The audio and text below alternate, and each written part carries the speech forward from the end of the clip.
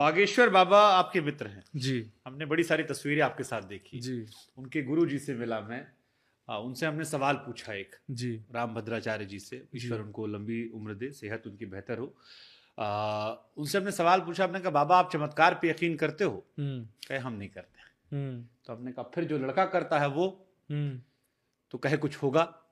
फिर हमने पूछा कि कई लोग उनको लेकर ये कहते हैं, जैसे मैं आपसे बात कर रहा हूं, तो आपसे बात करने में मुझे शास्त्रों के बारे में, धर्म के बारे में बड़ी जानकारियां मिल रही हैं। भद्राचार्य जी के पास जाता हूं, वही जानकारियां मिलती हैं। बागेश्वर जी को लेकर कई लोग ये आरोप लगाते हैं कि चमत्कार की बातें ज्यादा होती, जो उनके गुरु भी डिनाई करते हैं। हालांकि वो कहते हैं कि वो एक बहुत अच्छे शिष्य हैं, शिष्य की भक्ति है और इसी वजह से उन पर ईश्वर का आशीर्वाद है। आप उन्हें कैसे देखते हैं, बाबा बागेश्वर को? मेरे बहुत अच्छे मित्र हैं और मेरे कैसे मित्रता हुई? मित्रता तो अब कैसे हुई है मैं कैसे बताऊं। कब हुई? 2 साल पहले हुई। आप उनसे छोटे हैं 2 साल? 1 महीने छोटा हूँ। अच्छा। हाँ, वो 1 महीना बड़े हैं पर पूर्ण अधिकार जमाते हैं 1 महीना बड़े होने का। तो मित्रता ऐसे थी कि उनके यहाँ एक बहुत बड़ा यज्ञ था और उस यज्ञ में वे आमंत्रण भेजा था उन्होंने कि आप आइए, क्योंकि जब शायद उनको कोई जानते नहीं थे तब भी उन्होंने एक आध बार देखा होगा कथा करते हुए मुझे। तो सबका भाव रहता है कि सबसे मित्रता हो मिला। तो फिर हमारे संस्कार आस्था के जो सीईओ हैं संस्कार चैनल के, उनका मेरे पास फोन आया, बोले महाराज जी एक बार चलिए। मैंने कहा मैं कैसे जाऊं? बोले नहीं नहीं एक बार आप चलिए तो सही, वहां अच्छा लगेगा आपको। मैंने कहा ठीक है मेरे पास समय है, मैं चलता हूँ।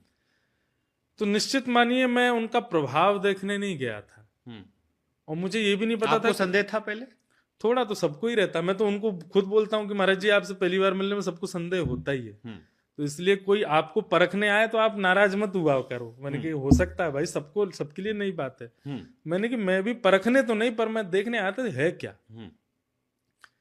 लेकिन सत्य बता रहा हूं मैं, जब मैंने पहली बार गाड़ी से मैं उतरा, लाखों लोग थे वहां, बहुत बड़ा उत्सव था और वो सामने खड़े मेरा वेट कर रहे थे और लाखों लोग खड़े हो गए उनसे मिलने के लिए, लेकिन वो बिल्कुल सहज भाव में। और जैसे ही मैं गया तो मुझे हृदय से लगाया और मतलब उनका स्वभाव बहुत अच्छा था, बहुत डाउन टू अर्थ, बहुत हंसमुख, बहुत चंचल मतलब हैं। स्टारडम इतना होने के बाद भी कहीं भी अहमत्व नहीं है, बहुत सरलता।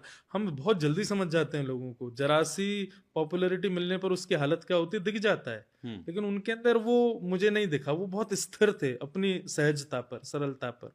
और ऐसा नहीं सबके सामने, कमरे में भी, एकांत में भी, फोन पर भी, आधी रात में भी। अब तो मुझे और समझ आ गया, उससे मैं बहुत प्रभावित हुआ। फिर उसके बाद उनका व्यवहार जो था वो बहुत अच्छा लगा, वो देख करके मुझे और थोड़ा प्रेम बना। फिर इतने व्यस्त, इतने ज्यादा बिजी होने के बाद भी करेंगे जब तक मैं पहुंच ना जाऊं। पहुंच गए भैया? मैंने कहा पहुंच गए, तो ठीक है, अच्छा है। फिर कभी भी कोई विषय होगा तो ऐसा नहीं कि मैंने जो निर्णय लिया वो सत्य, मैं एक सत्ता है वो अकेले अपने बल पर बने आज जो भी, पर सबसे राय लेंगे। आप बताइए भैया क्या करें, आप पिताजी महाराज से पूछो गुरुदेव की क्या आज्ञा है, वैसा करना है। बहुत डाउन टू अर्थ, बहुत सहज।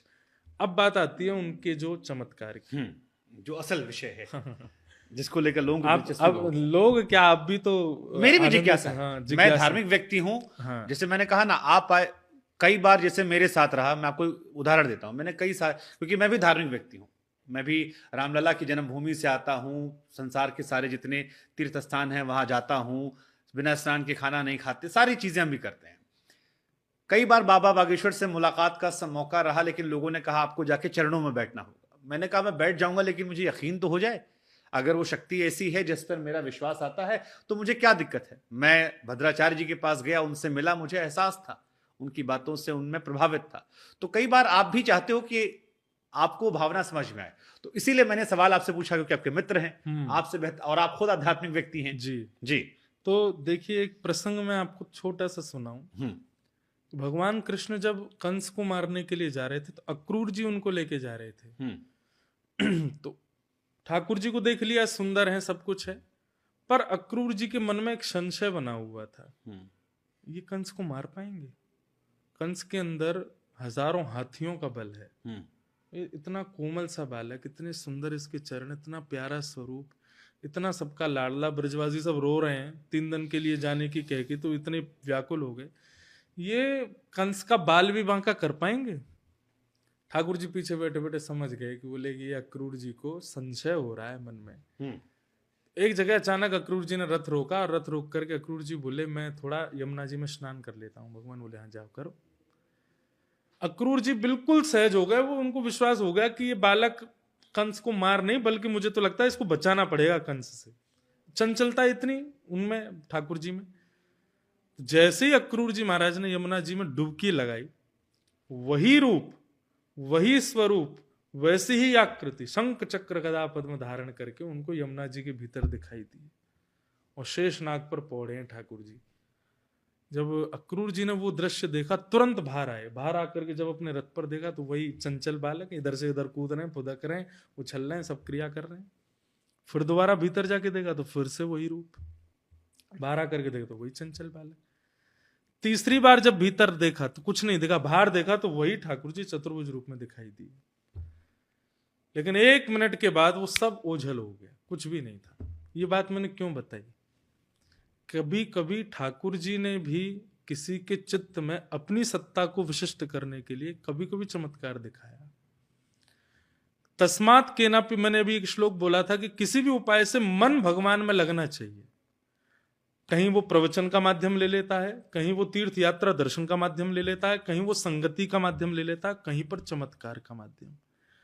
अगर आज मैं कहता हूं चमत्कार विशिष्ट नहीं होता है, चमत्कार श्रेष्ठ नहीं होता है, चमत्कार पर निर्भर भी नहीं रहना चाहिए। मैं खुद नहीं रहता हूं, मैं खुद भी अपने कर्मों पर ध्यान रखता हूं, पर उस चमत्कार से यदि किसी को भगवत विश्वास सुदृढ़ हो रहा हो तो चमत्कार बुरा नहीं है। आपने महसूस किया उनके साथ रहते? बिल्कुल किया। क्या किया? कोई अनुभव में साझा कीजिए। जैसे कि मैंने अपने पर्सनल जीवन की तो मैं ज्यादा उनसे ना तो बात करता ना पूछता। वो बताते भी तो मैं हमारे ही रहने दो, देख लेंगे हम जो होगा सो। कभी कभी बोलते हैं आओ आपका पर्चा बनाना। नहीं, मुझे नहीं बनवाना है, आपके हमारी मित्रता बहुत है। पर मेरे भक्ति मार्ग में कई बात उन्होंने ऐसी बताई जिनकी मुझे आवश्यकता थी और जो मैं विचार करता था और जो मैं चाहता था हो, और वो हुई भी। जैसे मेरे ठाकुर जी की सेवा के प्रति हो, चाहे मेरे भक्ति मार्ग कथा जगत के प्रति हो, किसी कारण से बीच में ऐसा भाव व्यासपीठ के प्रति कुछ आया था तो उन्होंने मेरे को एक बात, मैं गया उसी भाव से था कि मैं महाराज जी से पूछूंगा क्या करना चाहिए। तो उन्होंने मेरे से कि मैंने बोला नहीं उससे पहले, वो मुझसे बोले या तो व्यासपीठ छोड़ दीजिए या व्यासपीठ के लिए सब कुछ छोड़ दीजिए। और मैंने उनसे कुछ कहा नहीं था, मैंने बस हाथ पकड़ा, मेरी आंख थोड़ी सजल हो गई। मैंने कहा धन्यवाद महाराज जी।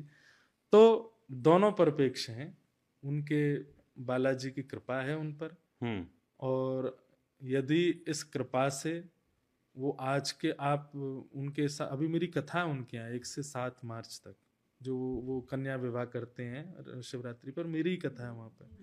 हमें भी न्योता दीजिएगा। हाँ निश्चित पधारूं, हम कार्ड नहीं लाए लेकिन वैसे दे दें। अरे आप हमें तो आप जरूर आइए, वहाँ आपको मिलवाएंगे। हाँ, मुझे बड़ी तमन्ना है